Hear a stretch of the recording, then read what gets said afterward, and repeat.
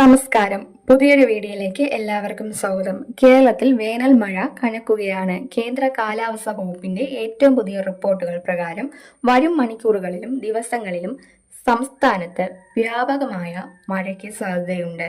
ഇന്നത്തെ കാലാവസ്ഥാ മാറ്റങ്ങളും ഏതൊക്കെ ജില്ലകളിലാണ് ജാഗ്രത വേണ്ടതെന്നും നമുക്ക് വിശദമായി പരിശോധിക്കാം. അതിനു മുമ്പായി ചാനൽ ആദ്യമായാണ് കാണുന്നതെങ്കിൽ എല്ലാവരും ഒന്ന് സബ്സ്ക്രൈബ് ചെയ്യുക. അപ്പോൾ നമുക്ക് വീഡിയോയിലേക്ക് കടക്കാം. ഇന്ന് മെയ് 6 ബുധനാഴ്ച. നിലവിൽ 2 ജില്ലകളിലാണ് കേന്ദ്ര കാലാവസ്ഥാ വകുപ്പ് പ്രത്യേക ജാഗ്രതാ നിർദ്ദേശം നൽകിയിരിക്കുന്നത്. എറണാകുളം, തൃശൂർ ജില്ലകളിൽ ഇന്ന് മഞ്ഞ അലർട്ട് പ്രഖ്യാപിച്ചിട്ടുണ്ട്.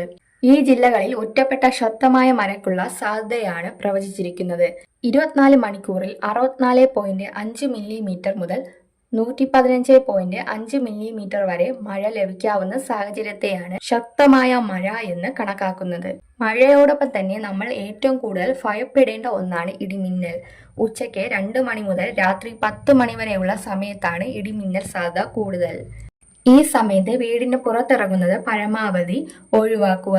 ഇടിമിന്നൽ ലക്ഷണം കണ്ടാൽ ഉടൻ തന്നെ സുരക്ഷിതമായ കെട്ടിടത്തിനുള്ളിലേക്ക് മാറാൻ ശ്രദ്ധിക്കണം.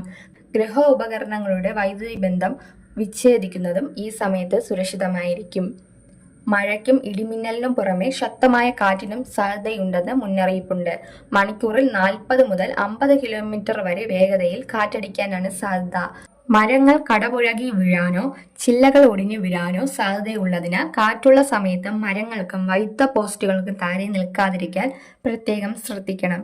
തീരദേശവാസികളും മത്സ്യത്തൊഴിലാളികളും കടൽ പ്രക്ഷുബ്ധമാകാൻ സാധ്യതയുള്ളതിനാൽ ജാഗ്രത പാലിക്കുക.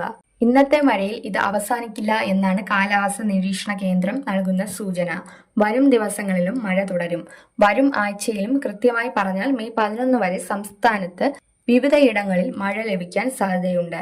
അതിനാൽ വരും ദിവസങ്ങളിലും കാലാവസ്ഥാ റിപ്പോർട്ടുകൾ ശ്രദ്ധിക്കുന്നത് നന്നായിരിക്കും. താഴ്ന്ന പ്രദേശങ്ങളിൽ താമസിക്കുന്നവർ വെള്ളപ്പൊക്ക സാധ്യത മുൻകൂട്ടി കണ്ട് ജാഗ്രത പാലിക്കുക.